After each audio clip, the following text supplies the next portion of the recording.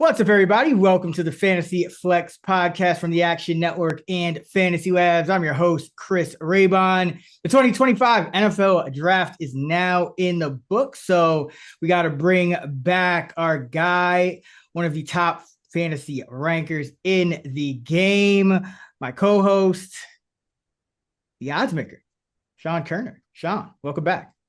What's up? I'm back. Yeah, usually the draft does this to me. I'm busy with baseball and basketball, but the draft brings me back.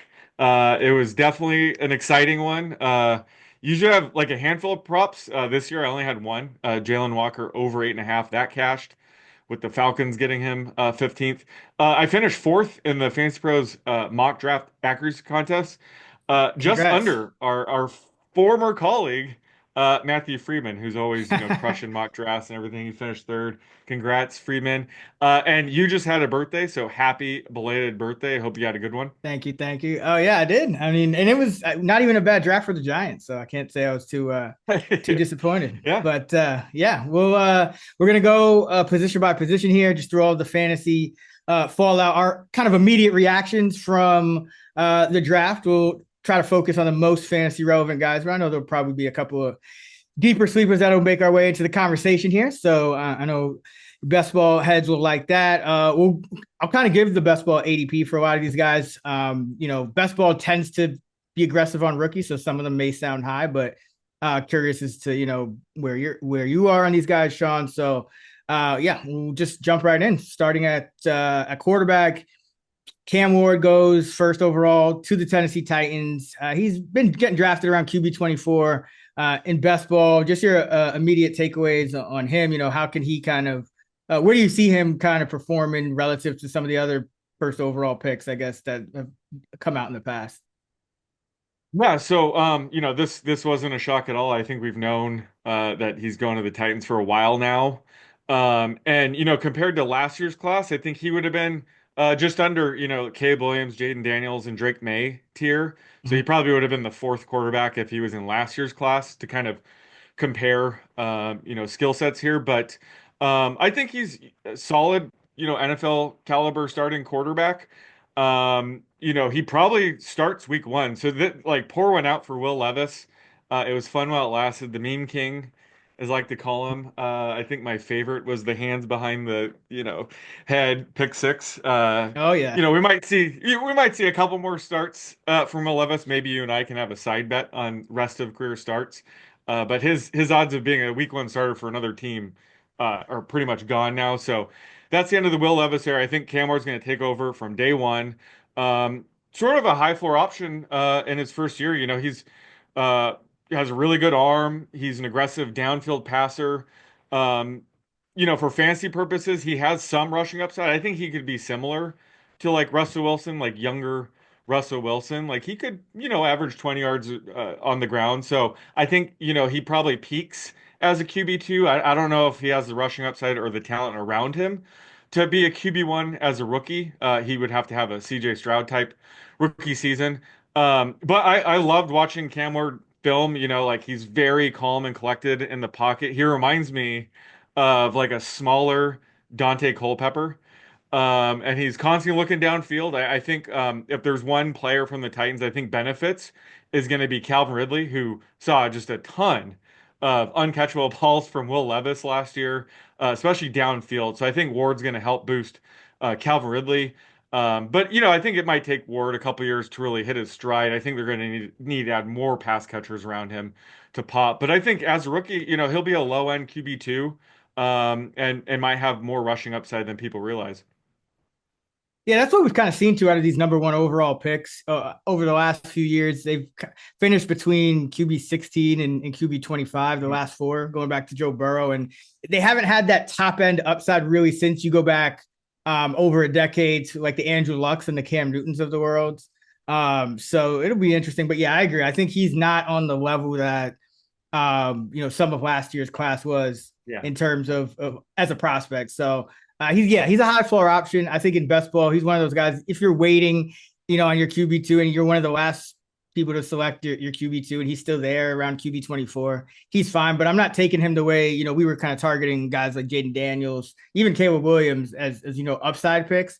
I don't Yeah. really see that as much for him. He's probably going to have more of like a Drake May type season where Mhm. he's going to get progressively better as the year goes on, and he might put up some good stat lines late in the middle to late in the year, but I don't think he's going to be able to do it over a full season. Other quarterbacks to talk about, I guess Jackson Dart is interesting because he does end up going as the number two quarterback off the board after all the hype, and you didn't know what was going on with that position. But he goes to the Giants where he's technically at least starting out behind two veterans. Do you see him being a fantasy factor this season? Yeah, he's a tricky projection. The Giants obviously love him because they traded up to get him towards the end of round one. He's a toolsy prospect. He has a good arm, sneaky mobility. He could have rushing Mm-hmm. upside similar like Josh Allen, Daniel Jones. He's a bit smaller than those two quarterbacks, but I think he could be one of those guys that averages 30, 40 yards on the ground if things shake right. But the big question mark with him is just how his game will translate from Ole Miss's offense, which is super gimmicky. There's a clip from John Gruden's QB class with Dart that's like gonna stick in my head all summer, where Gruden was asking him like, show me like one of your snap counts from Ole Miss, and he's just clapping, and Gruden's like, you got to be shitting me.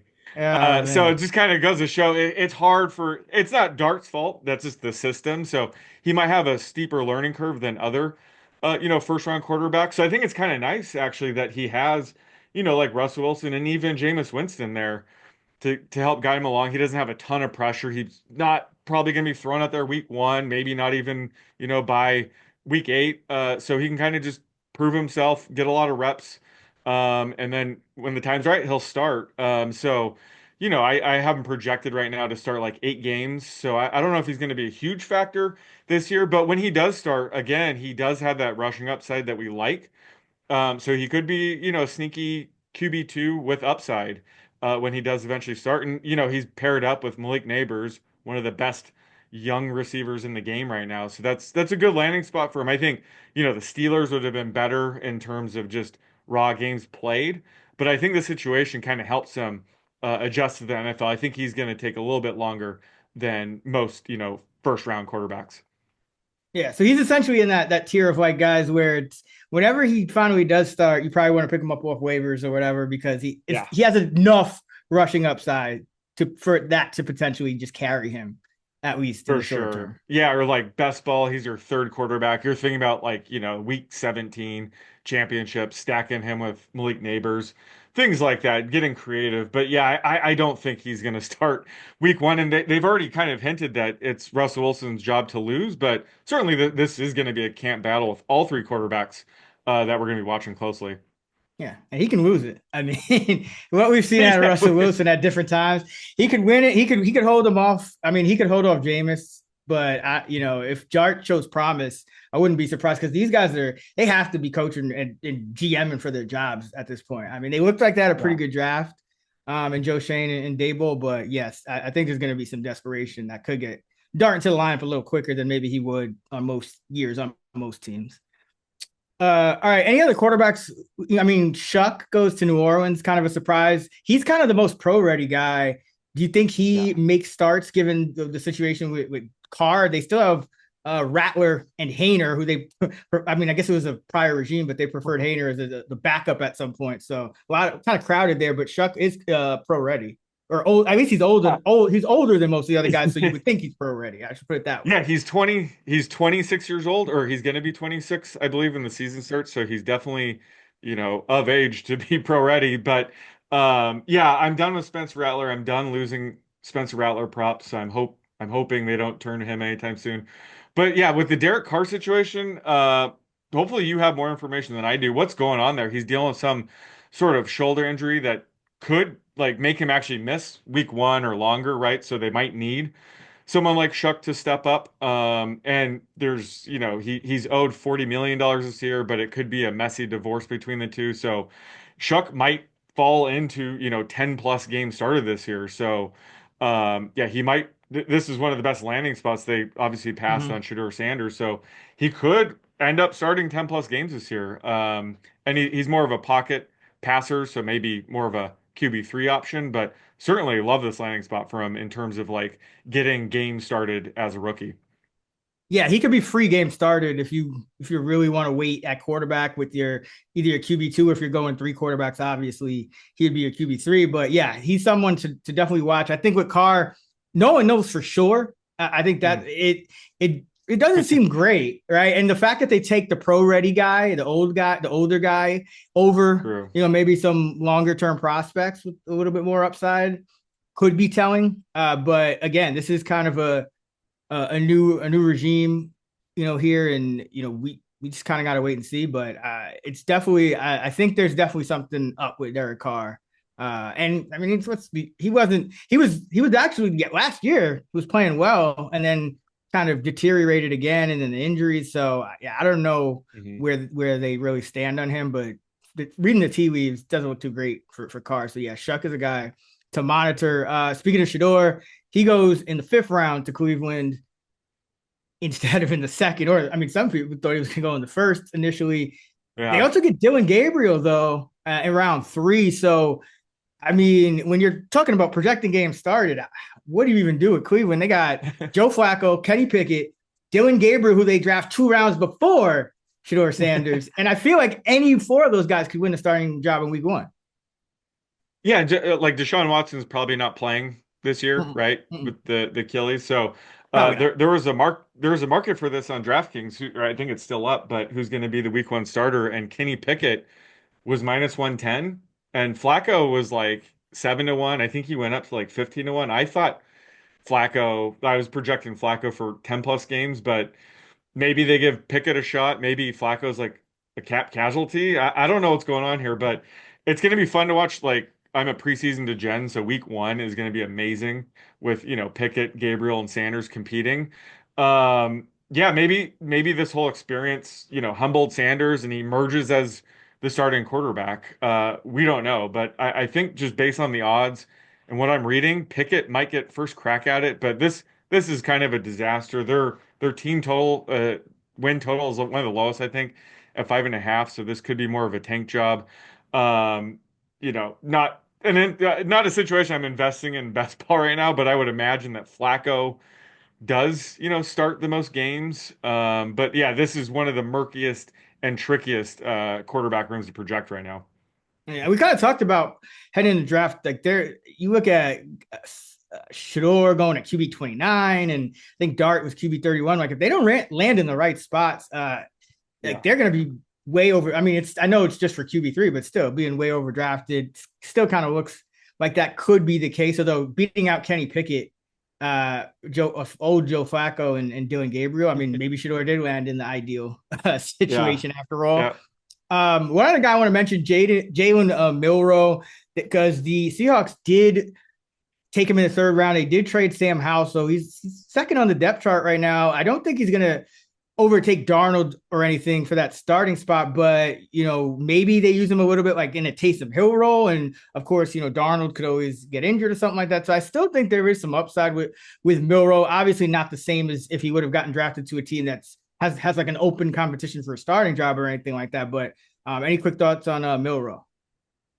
Yeah, I mean he's kind of like, Anthony Richardson where he's gonna be limited as a passer but has massive, massive rushing upside. So that's good for him in fantasy. Like if he's starting games, we might Yeah. be, projecting him as like a, high-end QB2 just based on his rushing upside. If that were to happen, like if Darnold gets hurt or he just gets benched, I mean, who knows that, 2, 3 game stretch where he was a disaster for the Vikings last year could spill over this year. He could just be bad. We don't know if he takes over, he has rushing upside, but that would be a massive hit to, Jackson Smith, Najigba, Cooper Kupp. There just wouldn't be as much volume there, so that would be worth monitoring. But yeah, that was an interesting landing spot because he does have a path to, starting a couple of games this year, and they would probably lean on his legs heavily in those starts. So yeah, he's definitely someone to monitor, sort of in season that if something happens to Darnold, Milrow could be, a decent pickup. Yeah, and I mean, again, Clint Kubiak is the OC there, replacing Grubb. So, I mean, Kubiak, Taysom Hill last year. Maybe Milroe doesn't need Yeah. to start a quarterback. So I'm definitely watching. I'm gonna have an eye Yeah. on Milroe just in camp period because I think I Hmm. mean, he has, like you said, he has the athletic talent to where if he's at quarterback, he could do it just on rushing alone. But maybe they put him in one of those just roles where he does it all, and he's a fantasy asset at like tight end or something from day one. So yeah, Yeah. I wouldn't rule it out. He's definitely somebody to watch. Yep. Running back Ashton Jeanty ends up going in the sixth spot, kind of the chalk draft order that we thought Yeah. maybe like a month ago ended up hitting, but just different teams a little bit with Jaguars trading up. But Jeanty does go sixth overall to the Las Vegas Raiders. He's already being taken in as the running back 4 in best ball. Do you think he's worthy of that already? Yeah, I mean, I have him like my initial rankings. I haven't spent too much time on them, but he's right around RB7 for me. But I can't fault you if you want to take him at, RB4, especially best ball. We were just shooting for that upside. I mean, he's a generational talent at running back. And running backs, they're basically in their prime right away. So his rookie Mm-hmm. season, especially this landing spot, this is such a clean landing spot for him because he's on the Raiders. This is a wide open backfield where he's just going to be the lead back right away. And Pete Carroll, Chip Kelly love to run the ball, so he's going to be a workhorse back, fully capable of handling full three down roll. So yeah, he should be a mid-range RB1 right out of the gate. It's worth noting that it did look like the Bears and Jaguars were maybe gonna land Jeanty. So like DeAndre Swift, Travis Etienne, Tank Bigsby, their value almost got destroyed because wherever Jeanty was going to go, he was going to be the lead back. So they kind of dodged a bullet there. Those teams did pick up running backs later in the draft, but certainly not to the caliber of Jeanty. So those three backs specifically dodged a bullet in my rankings. But regardless, Raiders got their guy. He's going to be a bell cow back immediately. And yeah, absolutely. If you take him as a top 5 pick, I can't fault you because running backs like this, they really hit the ground running and could put up, elite numbers in year one. Yeah, and he stands out as a prospect in my opinion. Just even putting him up against some of the best of these last couple of decades. So no qualms with Hmm. that. And I will say to your point on ETN real quick, and some of these veteran backs that maybe dodged a bullet. Hmm. I'm hearing ETN was very expendable in Jacksonville throughout this Yeah. process. So I don't know if he dodged a bullet yet because they did take Bisul Tutin later in the draft, right? And so I Yeah. mean, yeah, I would be worried a little bit about ETN. I could see him maybe being on the move or something like that, or just kind of not in the role that he was even Hmm. last season. So yeah, I don't think he's out of it yet. But I do want to talk about the next running back to go in this draft, Amari Hampton. He goes to the Chargers at 122, so maybe a little bit later than some thought. Hmm. Some thought he could have gone to Dallas at 12, or I think it was Denver sitting there at 20 and Pittsburgh at 21. But he ends up going 22 to the Chargers. I know you wrote up, when you were kind of reacting to these picks around one, that this was Hmm. not probably the ideal landing spot for him. Najee Harris, of course, already on this roster. And they did just tender Dobbins, so that doesn't mean he's going to be back, but they would have Hmm. first rights to negotiate if he doesn't sign. I think in a couple of months with another team. So, what are your thoughts on Hampton? Yeah, yeah. So I mean, this landing spot isn't a complete disaster. He's a really good prospect. So wherever he's going to go, he could potentially be the lead back from day one. So, like you mentioned, I thought, especially after Carolina took Tet McMillan, I thought that Dallas could take Hampton there at the 12th pick because they obviously need a running back, and he would have probably been the starter over your boy Javonte Williams and Miles Sanders. So that would have been a good landing spot. Denver seemed most likely. That's a wide open backfield as well, where he's going to be the starting running back from day one. That's a strong roster too. So was shocked he didn't go there. So yeah, instead the Chargers took him, which is in theory a good landing spot. They're a run heavy system, with Harbaugh, Greg Roman there, really good team. So it is a good landing spot. But they just brought in Najee Harris. Who has been, pretty inefficient these last few years. But he's a volume monster and he's never missed a game. I mean, he's played 4 seasons now, yet to miss a game. So, no running back is, injury proof, but it's probably going to hurt Hampton's, ceiling a bit that Najee will probably be around all season. So I think, he could be more of a thorn in his side. I think that Hampton is talented enough to become the lead back, from day one, but this could be more of a annoying committee from the get-go. So it just wasn't the best landing spot, at least in terms of year one, where I think Dallas and Denver, he would have been the clear lead back, high-end RB2 value. This, it's a little bit more murky. So he's more of a low-end RB1 for me, at least initially. Yeah, so I mean, so you're still grading him as an RB1 even with the landing spot because he's going RB13 in best ball, which I think was kind of predicated on him going to more of like a Yeah. Denver or a Dallas. So you're still kind of putting him in that spot even with the landing spot Mm, to Uh, LA. yeah, I think that the ADP is probably going to drop a bit. I think it ends up being closer to RB20.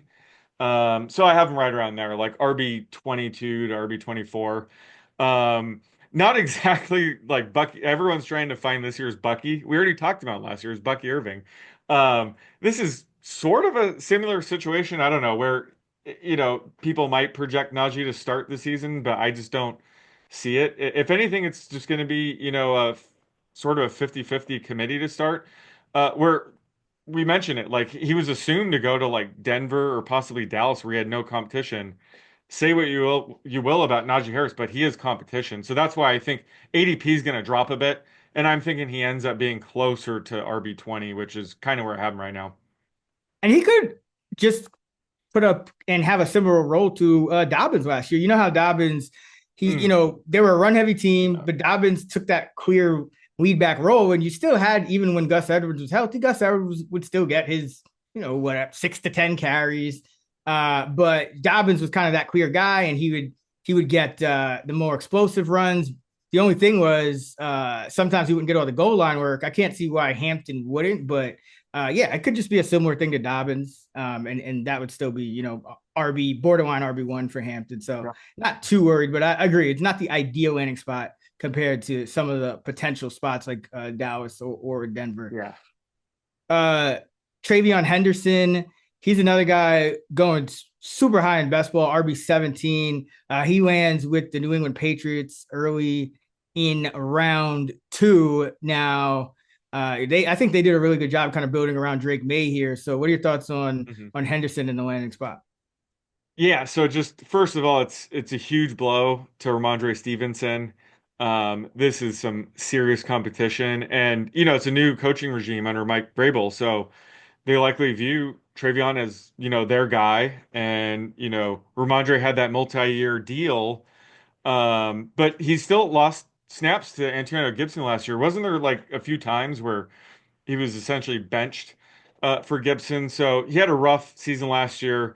Not a big threat to Henderson. I think similar, to the Chargers situation. This could be more of a committee to start. But I love Henderson. I think he's built for like a three down role. He's explosive, has big play upside. I think of him as like an Aaron Jones type. So even if he's part of a committee early on, he could still be fancy relevant. I don't think he really needs 20 plus touches to put up numbers. So even if he's in a committee to start, he could be fancy viable. But I think over time, the plan would be for him to overtake this backfield. So he's running back. I don't think I would be drafting him RB17 necessarily based on this landing spot, but certainly, like a low end RB2 with upside. I think that's kind of where he's going to settle in. Yeah, because I could see him being the offensive focal point from day one. Because if you look at, Mm, I mean, yeah. Stephon Diggs, he's in his early 30s, he's coming off serious injury. He's more of like or at least could settle in as a glorified like slot possession guy at this point. Like, I think it Hmm. was last couple of years, he's been around like 10 and a half, 11 yards per catch. And then I mean you got Matt Collins, run blocker, Demario Douglas. Diggs might end up playing the Douglas role. They didn't like playing Douglas in a lot of like most of the other personnel outside of 1-1. So I could see Henderson just being that guy. They kind of try to get the ball to each and every week. So yeah, I'm not too worried about him. RB17 is kind of drafting him close to his ceiling, if not at it. But I agree. I think he's still in that RB2 mix because the way Stevenson played last year. I mean, like you said, bench multiple times, couldn't really stick out on an offense that didn't have many playmakers. The writing's kind of on the wall for Stevenson. Uh, RJ Harvey, this is an interesting one. So Denver does Yeah. get their back. They go Harvey, and he is a guy, being drafted in the 40s. He's kind of way down there compared to some of these other backs, at least in best ball. He's ends up being the fifth back off the board. We haven't talked about the Browns yet, but Mhm.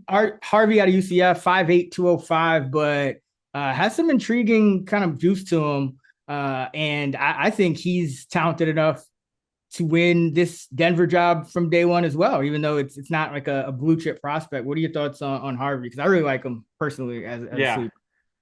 Yeah, I agree with you. I think this is one of the best landing spots and one of the biggest winners from the draft in terms of landing spots. So I think his ADP is definitely going to shoot up. You can tell a lot of experts Mm-hmm. love him, love this spot. Going in round two to Denver, especially, was a huge boost. Draft capital does matter in the situation, and the Broncos' backfield is wide open. So he'll be competing with Jaleel McLaughlin, Audric Estime. It seemed like Estime was in Sean Payton's doghouse at times last year. I know you took advantage of that a few times with your, Javante unders, but also the Tyler Bidet, Yeah. ran 1 to 2 game stretch where he was the lead back.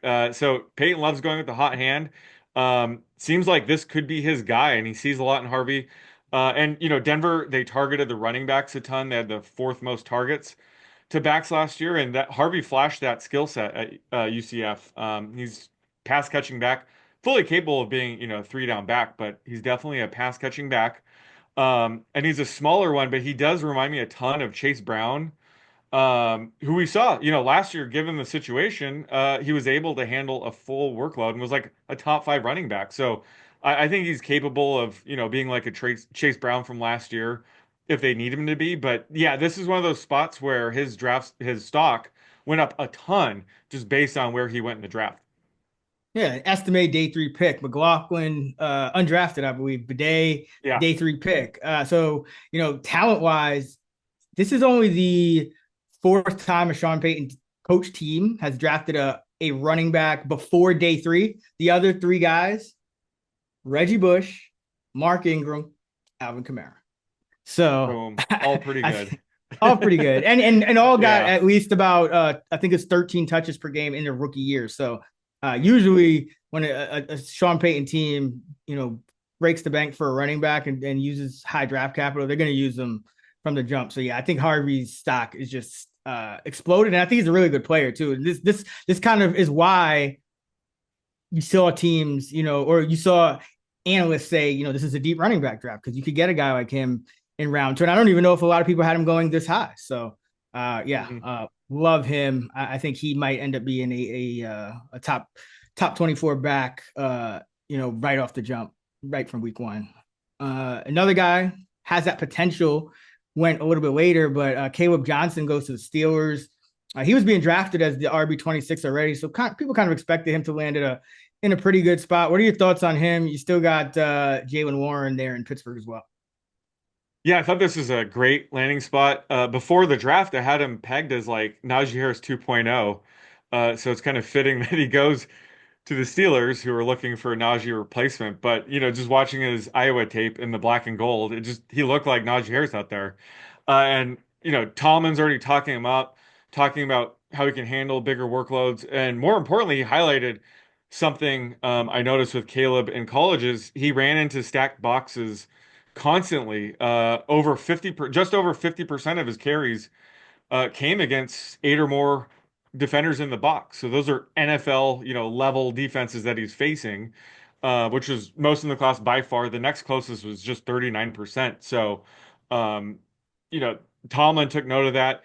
He kind of sees him as a workhorse back. So this could be a kind of a blow to Jalen Warren's stock, who I was high on entering the season. He's finally going to get his chance to be the lead back. But maybe they have other plans, and Caleb Johnson kind of does fit that Najee Harris build. So this could be more of the same with the Steelers, where Caleb Johnson is handling the early down work and Warren's mixing in. But we'll see. I still think Jalen Warren could pop as an RB2 this year, but this is definitely a situation I'm going to be monitoring closely. And yeah, I love Caleb Johnson, right around that RB3 flex range right now.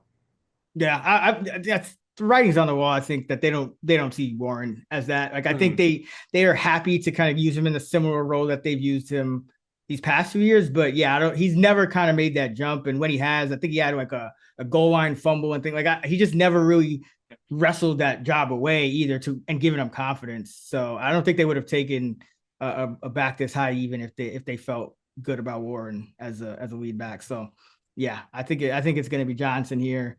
And then I guess the other guys we should definitely talk about. Cleveland goes with Quinshon Judkins at over Travion Henderson, even back out of Ohio State in the early second round. They also take another running back a little later in Dylan Sampson out of Tennessee in the fourth round. But in Judkins, I mean, maybe they feel like they found their Nick Chubb replacement, but then they do double up. Ford is still there. So, what are your thoughts on Quinshon in year Uh, one? Yeah, I think that he, is the favorite to be the lead back. Obviously, Jerome Ford's still there. More of a bigger back where I think he's going to be the goal line back right away, but that could be a problem for the Browns, who, again, their team win total is just 5.5. Yeah, So it's probably not an offense. It's not going to be setting up Judkins for, a ton of easy touchdown. So, kind of a rough landing spot there. And Sampson, adding him as well, he's talented, more of a big play threat, maybe handle more of the passing down work. So it could be sort of a murky committee. But again, like Judkins is kind of a goal line back, big bruiser type. So don't love the landing spot. But again, he's probably going to be the lead back. So this is a wide open backfield. He could offer RB2 value. It's just this current version of the Browns, I don't know if he's going to score a ton of points, which I think, is going to cap his upside somewhat. yeah. I mean, he has that explosive lower body. He tested really well. I think it was what the Mhm. broad jump, the 10 yard, the vert. So I do think they kind of saw some Chubb in him, and that's why they Yeah. took him where they did. But to your point, they in terms of a game script perspective, it's not looking great for the Browns. But still, I think definitely something to monitor in camp because, like you said, I think he could be that lead back for them, and maybe Jerome Ford's just not uh even in the conversation. Maybe they go forward with other Mhm. guys, and there's still a couple of teams that maybe could deal for a running back like Ford or like ETN in Jacksonville. So we'll see how that goes. And then yeah, Tootin mentioned him. I really like him as a player going to Jacksonville. I'd keep an eye on him just because, like I said, I don't know if they're sold on ETN. What are your thoughts on Scatterbo going to the Giants? Though he was the guy being drafted just inside the top 32 in best ball, and it's not that Giants backfield is not exactly settled with Tyrone Tracy at the top, and Singletary having a rough year last year. What do you think of Scatterbo? Yeah, Scadaboo's like fun to watch. I think he's going to become a fan favorite real quick. He runs angry, and he's just an elite tackle breaker. He has really good contact balance. He reminds me a ton of James Conner, maybe even like Tyler Algier, like one of those types of running backs. So I think he's going to earn reps as we go through the season. And not to take anything away from Tyrone Tracy. Tracy was really good at times last year. He obviously dealt with those, fumbling issues.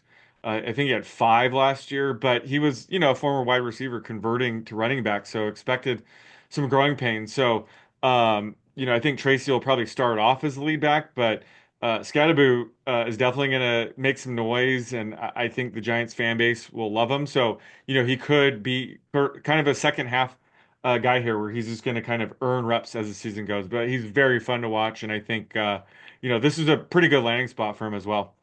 Yeah, and just at times it seems like they didn't trust Tracy last year as good Hmm. as he would play, and so I wouldn't even be surprised if Scatterbo from week one was the Yeah. lead back, and Tracy was more like that change of pace, which maybe he's kind of built for long term in the NFL anyway. So yeah, I Yeah. think another guy to watch, and I know another guy you had your eye on was Jaden Blue being taken by the Cowboys later on in the draft. Everyone expected him, I think, to go running back early. They ended up getting Blue out of Texas in the middle of the 5th round. Thoughts on him?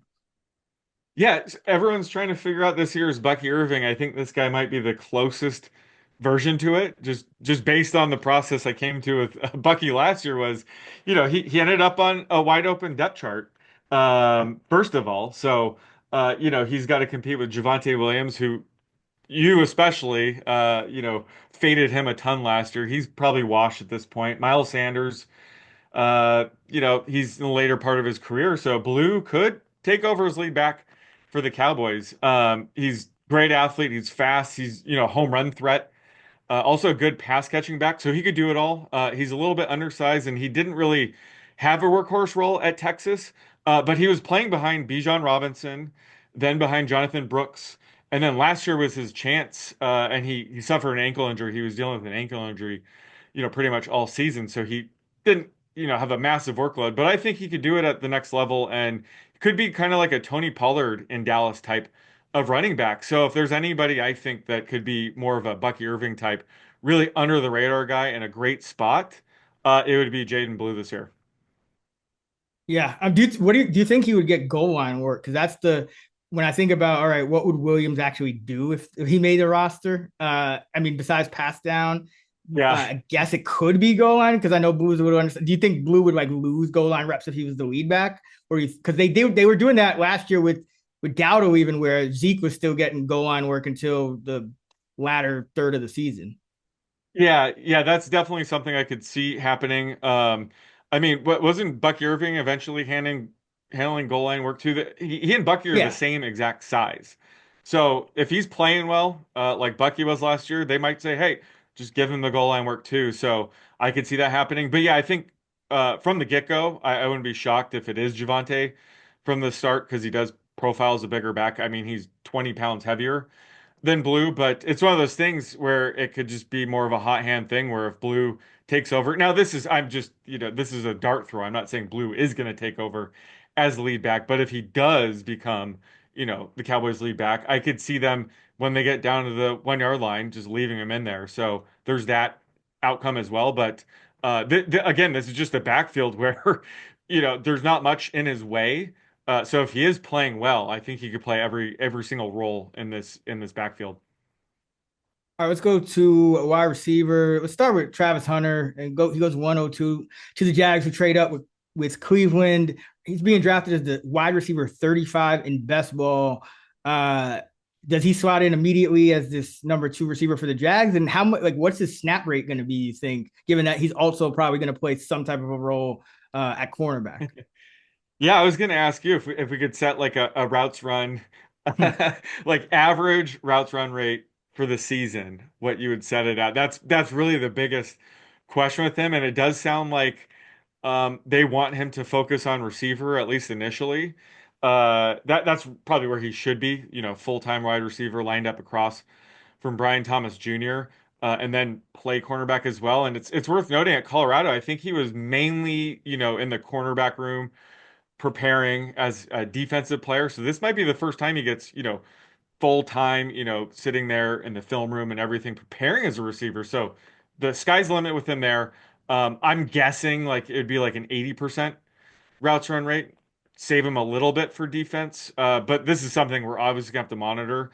But if you're drafting in fantasy, you don't want him messing around too much on the defensive side of the ball because again, it probably would take away from his offensive snaps, and it just exposes him to more injury risk. The more snaps he's playing on defense, unfortunately, it's just going to expose him to potentially, getting injury and missing time in general. So hopefully they just use him full time as a receiver, and then he can mix in on defense where they see fit. And we'll have to kind of see. I think they took him second overall because they do plan on using him both ways. But I think initially, I don't know what you're going to be projecting that, but I'm thinking like an 80% routes run right sounds about right.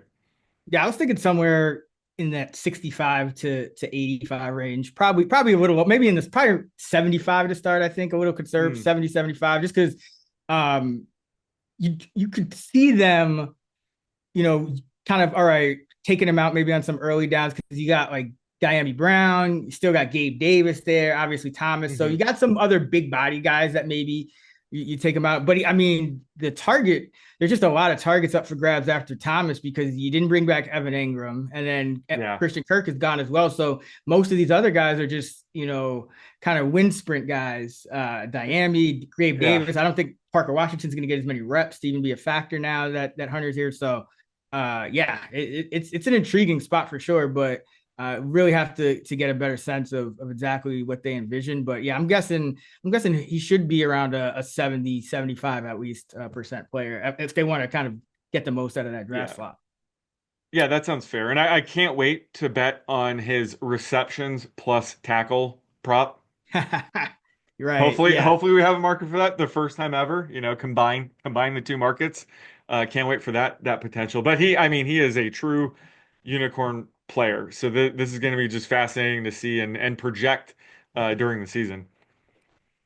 All right. Ted McMillan goes eighth overall to the Carolina Panthers. A lot of chatter that they wanted to trade out of this pick. They end up staying put and taking McMillan out of Arizona.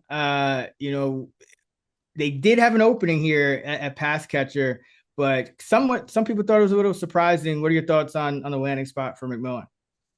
Yeah, I personally loved it because it helped my Jalen Walker over 8.5 draft position bet hit. But yeah, I thought this was a really good landing spot for him because I thought he was going to go to the Cowboys and be sort of, second fiddle across from CeeDee Lamb. So landing with the Panthers means that he has every shot to be, the guy in this offense, the number one target in year one. So this is also just a big vote of confidence for Bryce Young, who, at times last year looked like he's going to be out of a job. But that second half of the season, we started to see that Bryce Young we thought he could be.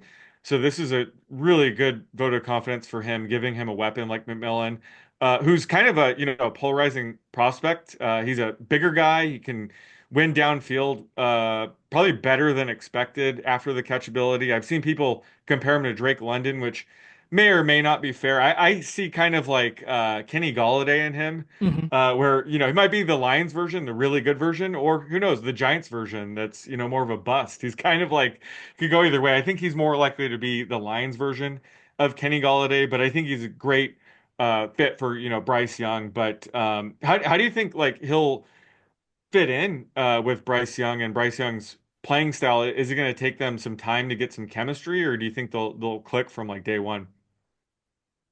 More or less, they'll be fine. I didn't love the fit for him going to Carolina just because I would have liked them just based on their current skill position depth chart to go with a guy with a little bit more speed, a guy that is going to kind of keep defensive coordinators up at night. I thought the other two wide receivers that went in the first round, or really the three of the next four, had a little more speed and quickness. I just thought that would have been maybe a better fit for Carolina. I mean, because you do have Thielen, you have Leggett, you have Tremble at tight end with Jatavian Sanders, but you don't really have that guy that's just kind of going to do it with straight up quickness and speed, and that's the one thing I think a lot of times teams like that, your offense against certain opponents, if they're athletic defenses, you could just, even if you're talented, you could still kind of bog down there. So that I didn't love it from that angle, but from a fantasy landing spot, yeah, he could slot in as their number one receiver almost immediately. I mean, Adam Thielen kind of still had some stuff left in the tank last year, so maybe he doesn't, go away quite that easy. And you do have now two other first round talents with Leggett and McMillan, both projected to start. But yeah, I think McMillan can outplay Leggett from the jump, and I think it was a very good landing spot, just considering, like you said, the alternatives. Speaking of Ibuka, another guy has some juice, goes to Tampa Bay. That was a surprise pick. He goes at 19th. Yeah. Out of Ohio State, goes ahead of Golden. Tampa Bay probably didn't need to go wide receiver this early. They must have really liked the player here because they also went with him over Golden, who a lot of people had ranked higher. So, I guess for this year, what do you see? Because he's going wide receiver 43 in best ball, kind of in that spot where you tend to take these first round wide receivers. But there are some kind of question marks about, is it going to be more of like a McMillan type thing where he starts slow but still ends hot? Is he going to does the draft capital kind of say, hey, we just love this guy and we're gonna give him a role from the start? Like, what are you seeing there? Yeah, this is definitely a surprise because most people expected them to just pick a defensive player. They didn't really have a need to draft a wide receiver right now. Um, but he is probably the safest wide receiver prospect in the draft. He's really polished, QB friendly, high floor guy right out of the gate. Think like Amon-Ra St. Brown, Jackson Smith-Njigba, probably a lower ceiling than both those receivers, but similar style. But the problem is just year one, like you alluded to. I don't know how he's going to command targets over Mike Evans, Chris Godwin. I don't know if Godwin's going to be ready Mm-hmm. by week one. Maybe this is a sign that they don't think he is. And McMillan, who really flashed at the end of last year. If anything, this is just a huge blow to McMillan, who I was excited to see him in year two, but this really hurts McMillan's stock, if I'm being honest. So Mbuka, this isn't a great landing spot for year one, but maybe down the road, this ends up being a great landing spot for him if Evans retires in a couple years and they move on from Chris Godwin. Could be a great landing spot for him. So it could be similar to this is a lot like when the Cowboys took CeeDee Lamb when they already had Amari Cooper, Michael Gallup, or Jackson Smith Najigba a couple years ago when Seahawks already had DK Metcalf and Tyler Lockett. Sometimes you just want to keep adding receivers when you have the right guys. So I think maybe his ceiling's a bit capped for his rookie season, but year two, three, and beyond, he could end up being the top guy in this offense. So it's definitely going to make this a murky situation to project. But if there's a winner, it's Baker Mayfield because he gets another weapon to throw to, and it's kind of injury insurance, right? Like Mike Evans and Chris Godwin missed time at the same time last year. So having a guy like Mbuka there kind of helps the drop off. So Baker's always going to have, two to three solid receivers at all times. So this is just a great, great, great pick for Baker Mayfield stock this year as well.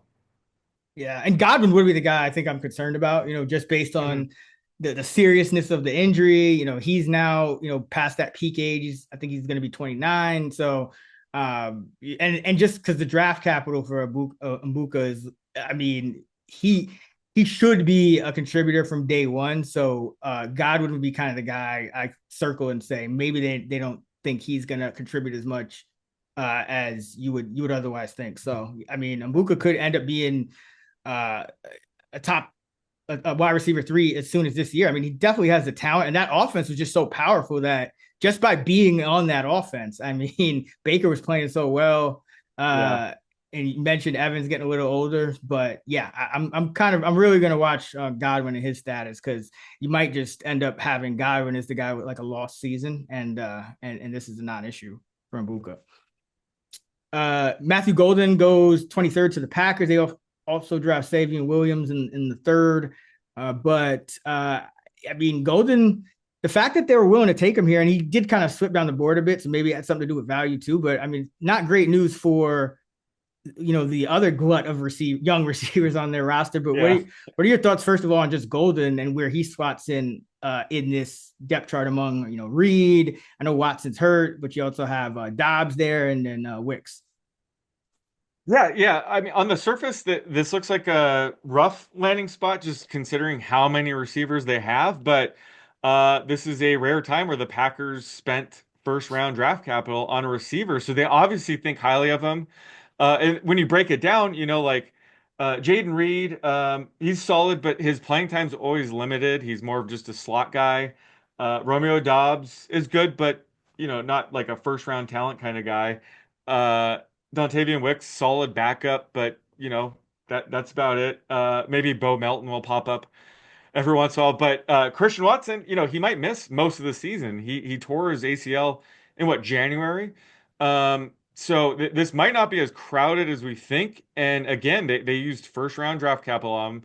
He could absolutely be, their top receiver from day one. I think he has the talent for it. He's fast receiver, really polished. I've seen comps to like Stephon Diggs, which I think is fair for Golden. So I think this could be a sneaky spot for him. The only thing is, the Packers are a more run heavy team with Josh Jacobs, and Love does tend to spread the ball around. But I think Golden could take this passing attack to the next level. So I think this is a good pick and a sneaky good landing spot for him. I think initially I was like, that kind of sucks. But the more I looked into it, the more I like it. So he could absolutely pop as like, wide receiver 3 this year. So I kind of like this landing spot for Golden. Yeah, and I think Watson kind of probably not being much of a factor early on due to the injury kind of clears it up a Yeah. little bit. But I agree. I think good player and nice value here, and could has a pass to be in that number one right off the bat. Because even Jaden, Reed kind of faded. He had a big first half of the year, but then he was so Mhm. inconsistent down the stretch, and so maybe that played a role as well. Uh, the other guy I really want to talk about wide receivers, Luther Burden, the third. He goes early second to the Bears. So that's the second pass catcher they take. Mhm. Out of Mizzou here, the wide receiver who, I think he could be a factor right from day one. What are your thoughts on Burden here? Yeah, he's definitely, first round talent. Maybe he slid to round 2 because there were some questions like around his work ethic. But obviously very talented. And this is a good landing spot because it is, offense on the rise. Caleb Williams could take a year or two leap. Obviously they bring in, Ben Johnson, an offensive genius, so he could really turn this offense around. And Burton's like a dynamic playmaker. So he's kind of like a DJ Moore, Debo Samuel type stylistically. So I think he has a ton of upside. But the question is, and I want to hear your thought of just projecting this offense now because they also took, tight end Colson Loveland with pick number 10. So they have Cole Kmet on the team. So I'm thinking they're going to run more two tight end sets, which, if you have two wide receiver sets, it's probably going to be DJ Moore and Roma Dunze most of the time. So Burton's playing time might be capped a bit, so it's just going to be tricky to project him for too many snaps if that's the case. So, kind of, how are you thinking about this Bears offense and like how they're going to use the two tight ends and if Burton's going to be in, I would say like 60% routes run rate. Do you think he's going to be over or under that? I think it'll be over. I think. Hmm. Listen, I think Ben Johnson came in and he just wants to get some more of his guys, and they had the luxury to do it. So I mean, there's even a chance. I mean, Burden was a first round talent to a lot of people, right? There's even a chance Yeah. that he ends up kind of earning just as many or more targets than a guy like a Dunze who had the high draft pedigree, but him and Caleb Yeah. struggled at times to get on the same page. And Burden has some different tools than a Dunze. So I mean, yeah, I would say just because it's a new regime, I would monitor that very closely, but it's not out of the question that Burden is the number two target on that team, right? I mean, Hmm. Loveland, I think he probably overtakes Cole Kmet, who was just a non-factor in the pass game even last year with Caleb Williams. I don't know if that's maybe just a chemistry thing with them or what, but yeah, Hmm. I'm not too concerned with either of them, and I think there might even be a little concern with the Doomsday just because of how much they're continuing to kind of Yeah. hammer these skill positions. So yeah, that's how I'm kind of looking at it. I like Burden as a prospect. I think he has a lot of upside, and this is Ben Johnson kind of coming in and getting his guys.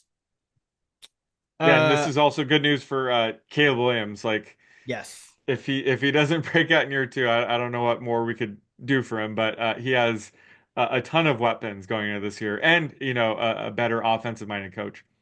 Yeah, and better O line too. So yeah, Yep. good situation for Caleb. Any other wide receivers we want to talk about? Besh goes in round 2 to the Raiders. I really like Kyle Williams, went in round 3 to Yeah. the Patriots. I think he has a chance to start from day one. Anyone else on your radar I think early? we're on the same page. Kyle Williams is being a potential sleeper going to the Patriots because Mm-hmm. love that landing spot with, Drake May on the rise, potentially making a year 2 leap. Diggs might not even be ready for week 1. We'll have to kind of monitor that. But after Diggs, the targets are wide open. I remember projecting him at the end of last year as a shit show, and Jalen Polk was kind of a bust. So Kyle Williams could absolutely be, the number 2 receiver, even number 1 if Diggs isn't healthy or how he looks when he comes back. So yeah, I love the landing spot for Kyle Williams. He could be a sleeper this year. And one other guy, Trey Harris, he goes in the second to the Chargers, and he's a guy who profiles as a man beater out of Ole Miss, and they were sorely lacking in that type of player last year. So I know Mike Williams is there and Johnston is there, but I could see Harris beating both of those guys out just based on the tape that they put on the field recently. So he's another guy to watch because that team really needs a player like him to complement McConkey. Yep. All right, yeah. You mentioned let's go to tight end. You mentioned Loveland. He goes to the Bears. Now he's going off the board 12th as a tight end 12 in best ball. And then Tyler Warren goes to the Colts. He is going off the board as the tight end 7. But I mean, just looking at the quarterback situations in these two spots, couldn't it be you make an argument it could be reversed? Absolutely. I'm not even making an argument. I agree with that. I think Yeah. Loveland has the higher ceiling as a rookie. I wasn't too shocked that he went 10th overall. If the Bears are just picking their favorite tight end, you can't fault them for, taking Loveland there. So I know there was a lot of like controversy around that. I didn't get that because he is a solid pass catching tight end. He's also a good blocker too. He can do it all. But Ben Johnson probably sees Sam Laporta in him and wants him, as a focal point in the offense from year one. So Yeah. love the landing spot.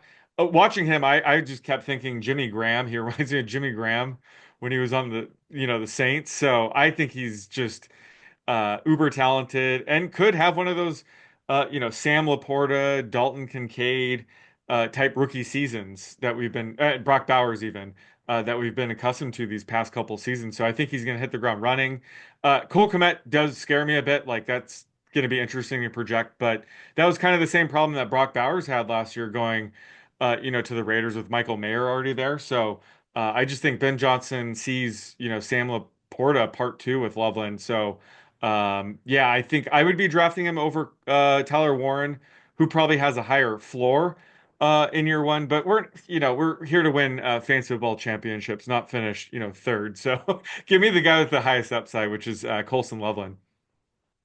Yeah, and the one other guy I'll mention, and this is more of a best ball thing, but Mason Taylor goes to the Jets. Hmm. He's being drafted as a tight end 31, but he could be a day one starter. And all of a sudden, you're looking at a Jets team with, after Garrett Wilson at wide receiver, it's Reynolds and Lazard. There's really nothing there at tight end. I mean, I guess he signed Stone Smart to the minimum, but and you're even talking about Breece Hall is could potentially be Yeah. like on the outs. Like we don't know exactly what's going on there. So I mean, there's a chance Taylor could be that number 2 or number 3 target for the Jets. I know the quarterback situation isn't great, but any thoughts on him just given the landing spot with the lack of competition on the depth chart? Yeah, I'm with you. That I love this landing spot. Watching him, he gives me like Mark Andrews, Dalton Schultz vibes. Very capable pass catching tight end, and he should be the guy from day one. This is an excellent landing spot. Tyler Conklin's now in the Chargers, so very little competition here.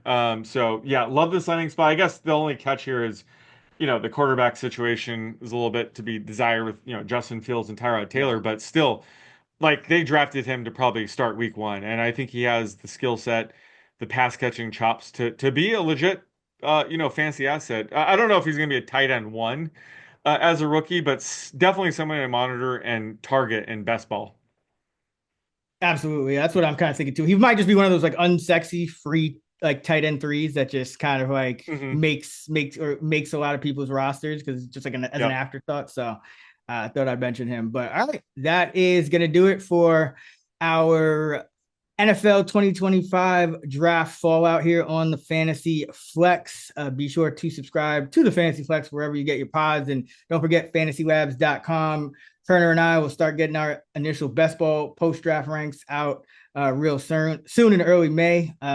Don't forget, you can always download the free award-winning Action Network app. If you're into betting, you can find Sean on X at _oddsmaker. I'm at Chris Raybon. We're at those same handles on the free award-winning Action Network app. Until next pod, let's get this money.